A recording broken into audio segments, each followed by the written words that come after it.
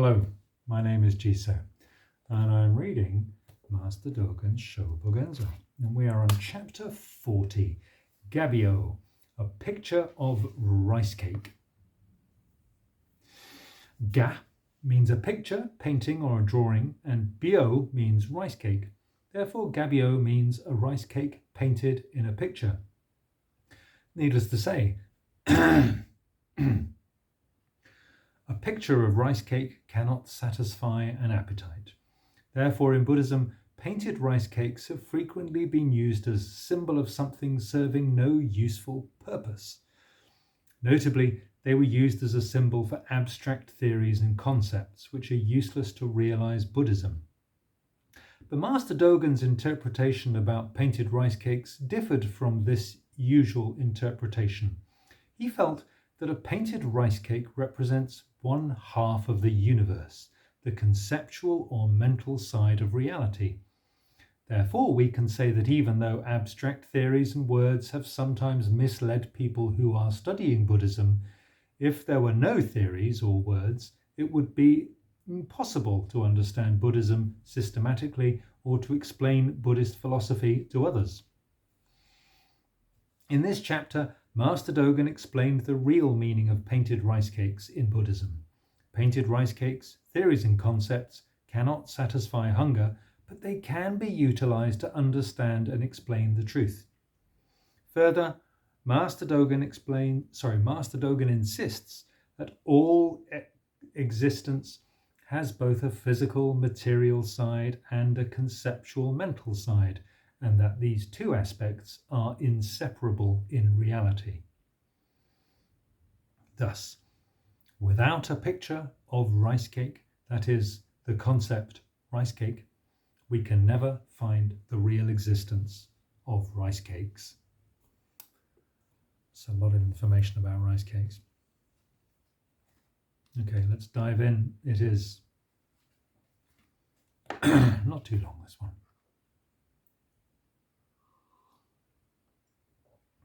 Buddhas are the state of experience itself, and so things are the state of experience itself. But Buddhas and things are beyond a single essence and beyond a single state of mind. Although Buddhas and things are beyond a single essence and beyond a single state of mind, in the moment of experience, the experience of each, without hindering the other, is realized. And in the moment of realization, the real manifestation of each, without impinging on the other, is realized. This is the very state of the ancestral founders. We must not confuse intellectual speculation about unity and diversity with their power of learning in practice. Therefore, they say that barely to penetrate one Dharma is to penetrate myriad Dharmas. The penetration of one Dharma, which they describe, is not to rip away the features which one Dharma has so far retained, is not to make one Dharma relative to another, and is not to make one Dharma absolute. To make something absolute is to hinder it and be hindered by it. When penetration is freed from the hindrance of penetration, one instance of penetration is the myriad instances of penetration. One instance of penetration is one Dharma, and penetration of one Dharma is penetration of myriad Dharmas.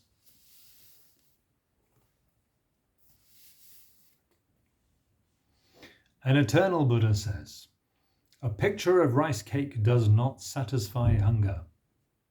It says a picture of a rice cake there. A picture of a rice cake does not satisfy hunger. I wonder why all the way through the introduction he talks about a picture of rice cake. And the chapter is called A Picture of Rice Cake.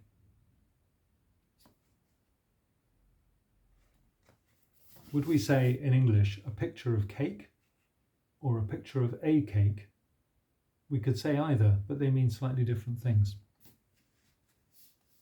An eternal Buddha says, a picture of a rice cake does not satisfy hunger. The patched patch-robed mountain monks from the present 10 directions who study this expression do not form uniform ranks of bodhisattvas and shravakas.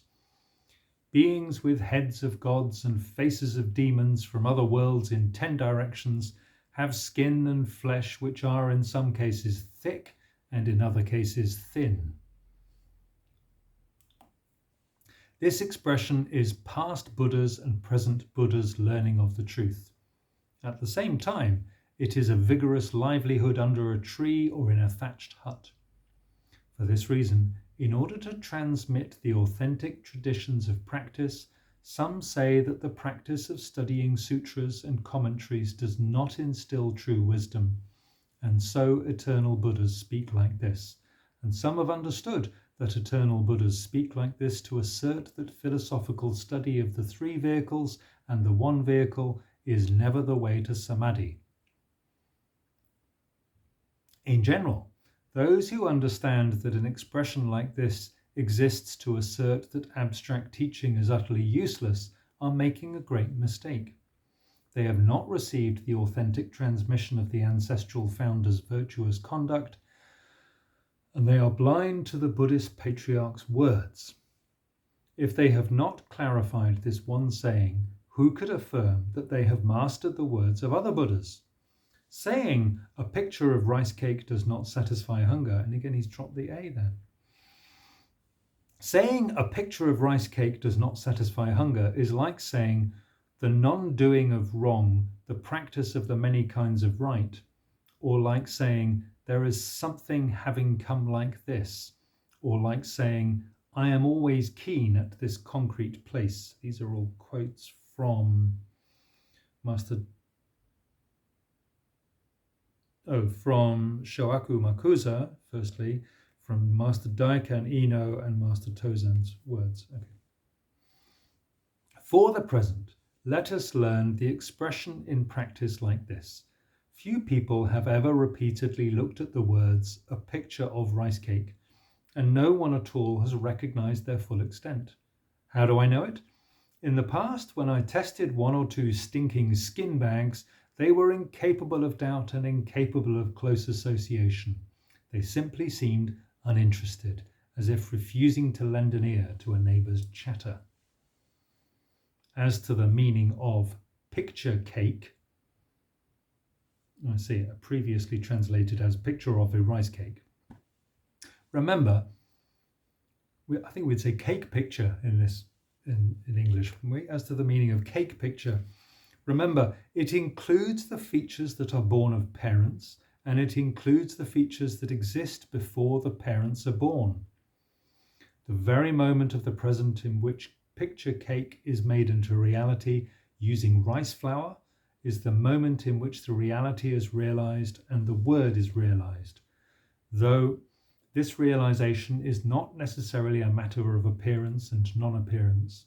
We should not study it as being constrained by perceptions of leaving and coming. The reds and purples that form a picture of a rice cake may be identical to the reds and purples that form a picture of mountains and water. In other words, in forming a picture of mountains and water, we use blue and red, and in forming a picture of picture cake, we use rice and flour. Thus, in both cases, the objects used are the same and the forethought exerted is equal. Therefore, the meaning of the word picture cake, which I am speaking now, is that pastry cakes, vegetable cakes, dairy cakes, baked cakes, and millet cakes are all realized from the painting of a picture. Remember, pictures are in equilibrium, cakes are in equilibrium, and the Dharma is in equilibrium. For this reason, the many and various cakes that are being realized in the present are all picture cake. If we hope to find a picture of rice cake aside from this oneness of picture and cake, we will never encounter one at last. One has never exhibited itself. Picture cake at one time is manifest and at one time is not manifest. Nevertheless, it is beyond the appearance of being old or young, and it is beyond the traces of leaving and coming. At such a concrete place here and now, national lands of picture cake appear and are established. In other words, the manifestation and the non-manifestation of the oneness, which Master Dōgen is describing, are momentary. Also, realization is not a process in a line of time. It happens in moments which are separated from past and future, and this real time, because it is the stage of action, cannot be totally grasped by perception. Fair enough. As to the meaning of do not satisfy hunger, hunger is not something operating through the 12 hours in a state of real time. At the same time, it is not predisposed to meeting with pictures of rice cake. Even when we taste a picture of rice cake, it has no effect on stopping hunger in the end. There is no rice cake that is dependent upon hunger. It is because there are no rice cakes that are dependent upon rice cakes that the vigorous livelihood fails to be transmitted and the traditional ways fail to be transmitted. Hunger is one's staff. It is born horizontally and born vertically in 1,000 forms and 10,000 transformations. A rice cake also is one manifestation of the body and mind. It is blues, yellows, reds and whites, and length and shortness and squareness and roundness.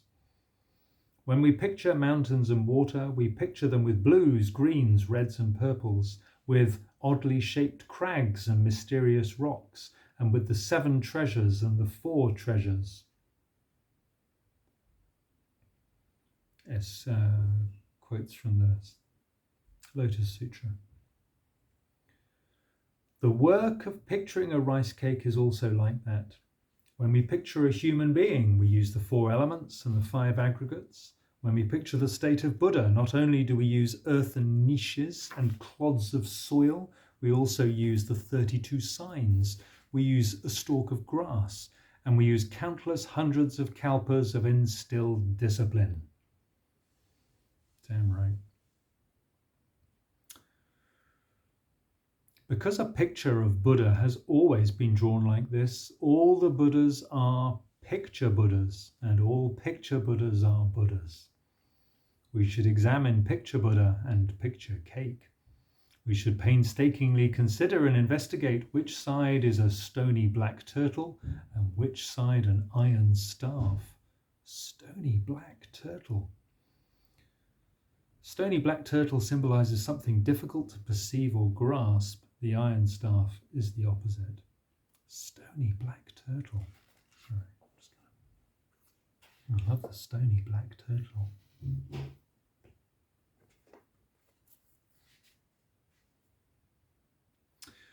I was going to start again. We should painstakingly consider and investigate which side is a stony black turtle and which side an iron staff. Which is the material reality and which is the mental reality? That's the nub of it.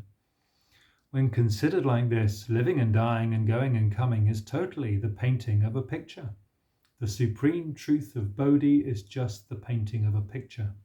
In summary, neither the Dharma world nor empty space is anything other than the painting of a picture.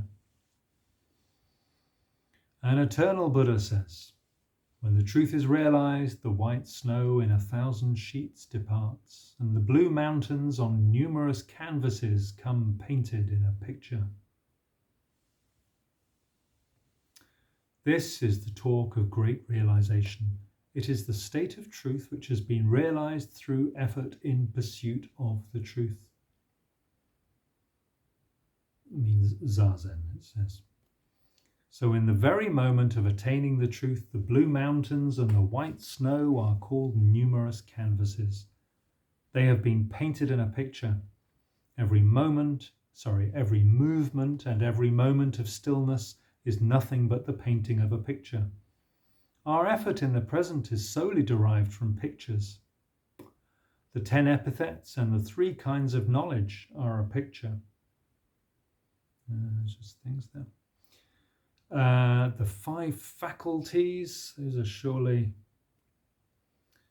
belief, effort, mindfulness, balance, and wisdom. The 5 powers, that's belief, effort, mindfulness, balance, and wisdom again. Okay. And the 3 kinds of knowledge, examination of the Dharma, effort, enjoyment. Sorry, no, that's the next one. Those are the 8 right paths. I'm getting lost now. No, that's 30. Right view, right thinking, right speech, right action, right livelihood, right effort, right mind, right balance are a picture. Okay, the 5 faculties, the 5 powers, the 7 parts of the state of truth, the 8 right paths are a picture. If one says the pictures are unreal, then all the myriad dharmas are unreal. If all the myriad dharmas are unreal, then even the Buddha Dharma is unreal. If the Buddha Dharma is real, pictures of rice cakes must be just as real. Great Master Kaioshin of Unmon, the story goes, is asked by a monk, how are discussions that transcend the Buddhas and transcend the patriarchs? The master says, rice dumplings.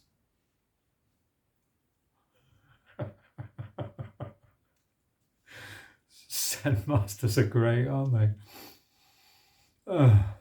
We should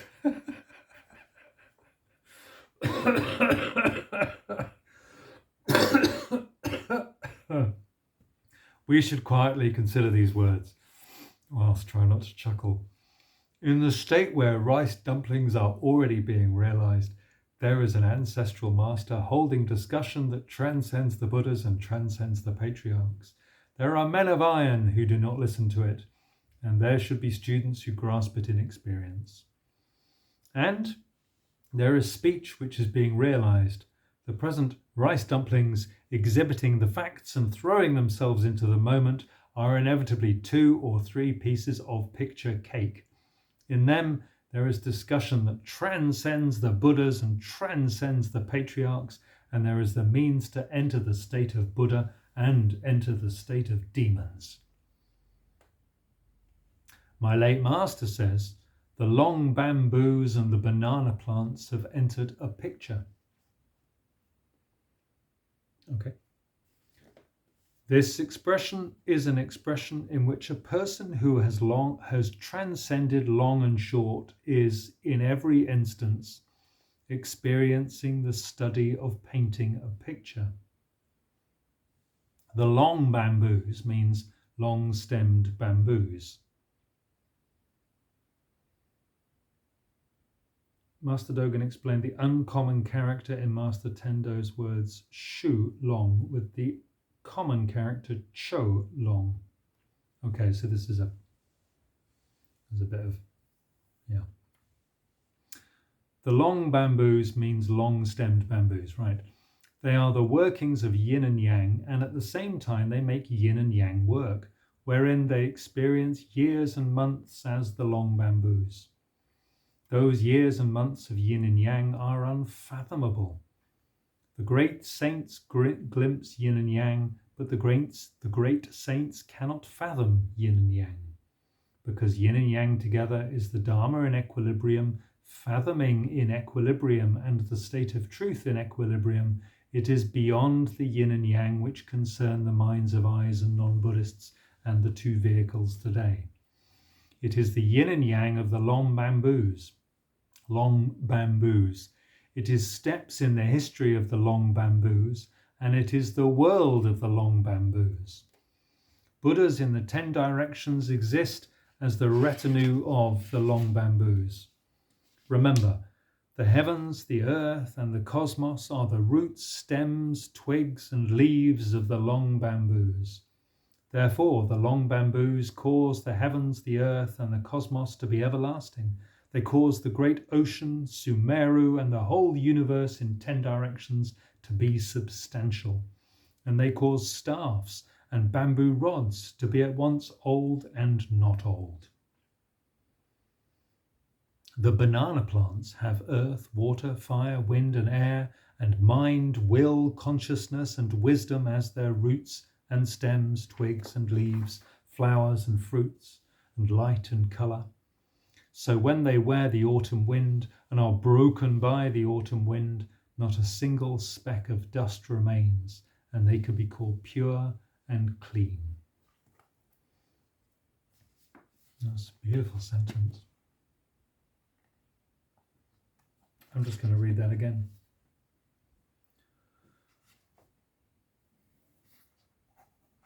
The banana plants have earth, water, fire, wind and air, and mind, will, consciousness and wisdom as their roots and stems, twigs and leaves, flowers and fruits, and light and colour. So when they wear the autumn wind and are broken by the autumn wind, not a single speck of dust remains, and they can be called pure and clean. There being no muscle and bone inside the eyes, and no glue or paste inside colours, liberation exists at this very place. It is not constrained by fleetingness, and so is beyond discussion of muhurtas, kasanas, and so on.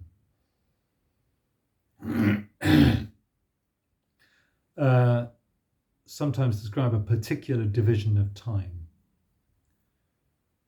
30th part of the day, or 48 minutes, muhurtas. Through this power of liberation, earth, water, fire and wind are made into a vigorous livelihood, and mind, will, consciousness and wisdom are made into the great death. Thus, in the lineage of practice, we have received the practice by using spring and autumn and winter and summer as tools.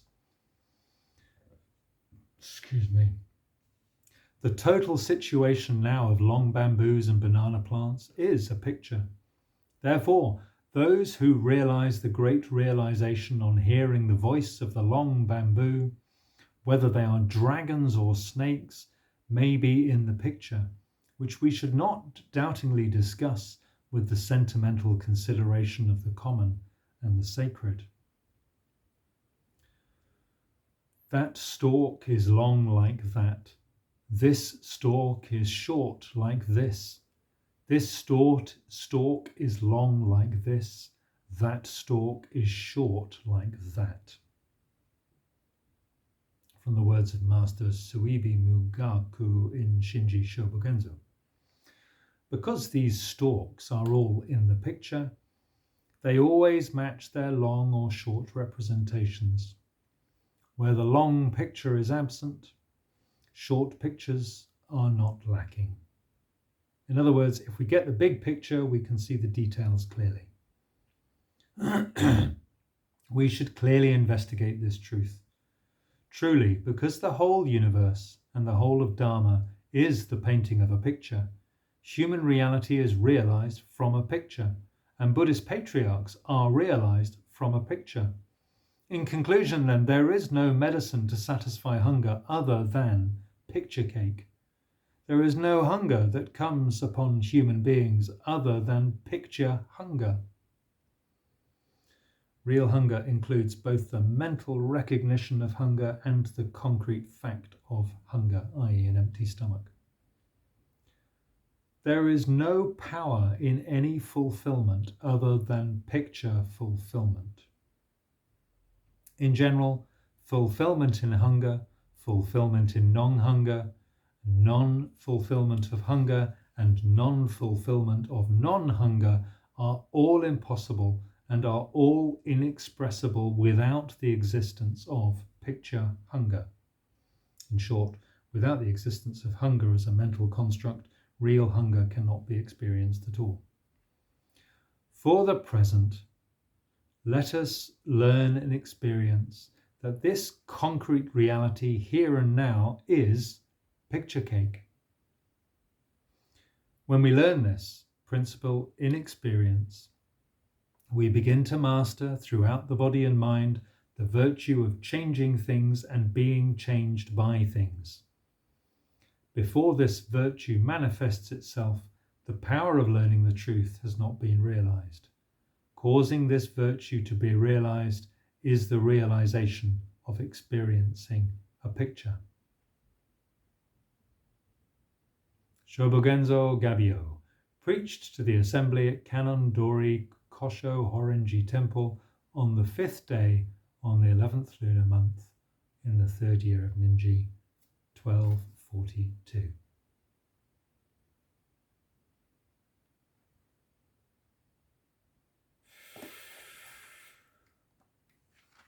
We have one chapter left in this purple book 2, and then we're halfway through. Thanks for listening. Take care. Enjoy your picture cakes.